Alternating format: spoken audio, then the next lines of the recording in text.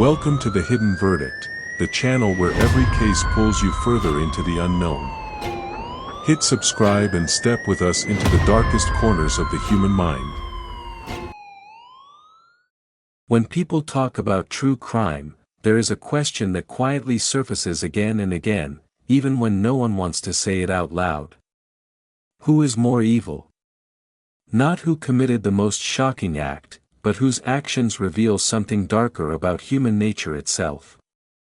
In this story, that question brings us to two names that still unsettle millions of people years later, Chris Watts and Scott Peterson. At first glance, they seem completely different. One appeared quiet, compliant, almost invisible. The other came across as confident, charming, and socially at ease. They lived in different decades, different circumstances, and different public spotlights. Yet both cases ended the same way: families destroyed, lives erased, and a public left struggling to understand how ordinary men could commit extraordinary harm. This is not about ranking violence or turning tragedy into a contest. It's about examining patterns. Because when society asks who is more evil, what it's really asking is how danger hides in plain sight. Was it the man who carefully deceived everyone around him for months, or the one who silently detached until destruction felt like an escape? The answer is not as simple as it seems. True crime often focuses on outcomes, arrests, convictions, sentences. But behavior tells a deeper story. It reveals intent, mindset, and the warning signs we often miss because they don't look dramatic enough. If you're drawn to stories that slow down and look beneath the surface, consider subscribing to The Hidden Verdict. This channel isn't about shock, it's about understanding. As we move forward, keep an open mind. Because deciding who is more evil may depend less on what they did, and more on how easily they blended into everyday life before everything fell apart. Scott Peterson didn't look like the kind of man people feared. He was well-spoken, polite, and carried himself with the confidence of someone who believed he could talk his way through anything. Friends described him as charming. Strangers found him likable. And when his pregnant wife, Lacey Peterson, disappeared, Scott stepped into the spotlight with a calm that immediately unsettled those paying close attention. From the beginning, his words felt rehearsed, his emotions measured. He spoke of loss without weight, of fear without urgency. While the public searched for a grieving husband, what they saw instead was someone more concerned with control than connection. His lies were not impulsive, they were layered, carefully maintained, and repeated with ease. Even as evidence closed in, Scott continued to perform normalcy, as if the truth could be outpaced by confidence alone. What makes Scott Peterson's behavior so disturbing isn't just deception, but how comfortably he lived inside it. He maintained relationships, made future plans, and spoke of a life that no longer existed. This wasn't panic. This was preservation, a refusal to let reality interrupt the version of himself he wanted the world to see. Psychologically, this points to something calculated. A man who valued image over honesty, freedom over responsibility. Someone who believed consequences were for other people. And as viewers, we're forced to ask whether charm can be more dangerous than rage, whether a smile can hide intent more effectively than silence. If you find yourself thinking deeper about this, take a moment to like the video. It helps keep these conversations alive. Because as Scott Peterson's case shows, evil doesn't always erupt, sometimes it convinces you everything is fine, right up until it isn't. Chris Watts did not stand out. That was the point. He was quiet, agreeable, and rarely challenged anyone around him. Co-workers described him as dependable. Neighbors barely noticed him. Even within his own home, he seemed more present physically than emotionally, moving through life on autopilot.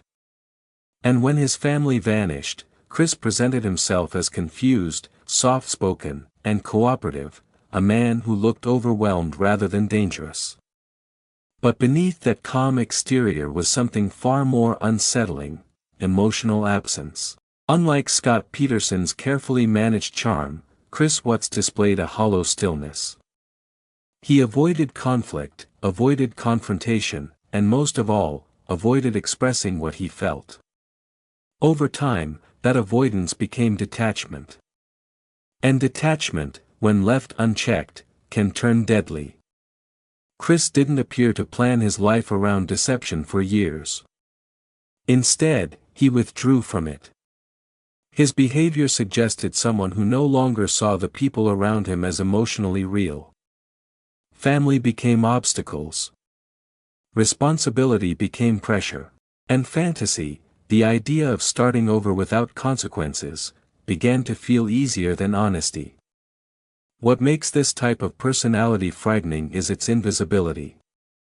There were no dramatic arguments, no explosive warning signs.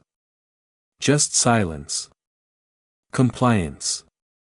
A man who said yes while quietly disconnecting from everything that anchored him to reality. In many ways, that makes Chris Watts more difficult to detect than someone openly manipulative. As you listen, ask yourself which version feels more disturbing: the man who lies with confidence, or the man who erases his emotions entirely. Drop your thoughts in the comments, not to argue, but to understand how different forms of danger present themselves. Because the most chilling truth about Chris Watts isn't what he said afterward. It's how little he seemed to feel before. When you place Scott Peterson and Chris Watts side by side, the contrast is striking, yet the outcome is hauntingly similar. One moved through life with confidence, manipulating perceptions and shaping stories to protect himself. The other faded into the background, suppressing emotion until reality felt unbearable. Their paths were different, but both led to the same devastation. Scott Peterson represents a type of evil rooted in calculation. His choices suggest awareness, strategy, and a belief that intelligence and charm could outmaneuver consequences. He didn't disappear emotionally, he redirected his attention inward, prioritizing his own desires over the lives tied to him. This kind of behavior thrives on deception and control, often leaving people questioning their own judgment long after the truth is exposed. Chris Watts, on the other hand, reflects something quieter but equally dangerous. His actions appear less like manipulation and more like erasure. Instead of managing multiple realities, he attempted to eliminate the one that trapped him. There was no elaborate persona, only withdrawal and emotional shutdown. His danger lay in passivity, the absence of resistance where moral boundaries should have existed. So which is worse? The man who lies easily, or the one who stops feeling altogether? Society often measures evil by visibility, but psychology reminds us that harm doesn't need spectacle. It only needs permission, given silently or strategically. If this comparison is making you think differently about how we define danger, consider sharing this video. Conversations like this matter because they shift focus from shock to understanding. In the end, both cases challenge the same uncomfortable truth: evil doesn't have one face. Sometimes it speaks confidently. Sometimes it barely speaks at all. By the time both stories reached their conclusions, the public wanted a final answer, a clear villain, a single explanation, a verdict that made everything make sense. But the deeper you look at Chris Watts and Scott Peterson, the harder it becomes to label one as more evil than the other. What remains instead is a lesson about how destruction takes different psychological paths. Chris Watts represents emotional annihilation. A man who disconnected so completely that the people closest to him became obstacles rather than humans. His danger was not rooted in dominance or arrogance, but in absence, the quiet surrender of empathy. Scott Peterson represents moral manipulation. A man who understood consequences but believed he could outrun them through charm, denial, and control. One erased reality. The other reshaped it. So who is more evil? The hidden verdict may be that the question itself reveals our fear. We want evil to look obvious, dramatic, and loud. But both of these men appeared ordinary, approachable, even harmless. That is what makes their stories enduring, not the crimes alone, but how easily they blended into everyday life before everything collapsed. If this story has changed how you see these cases, take a moment to like the video and subscribe to The Hidden Verdict. Your support helps keep these conversations focused on understanding rather than sensationalism.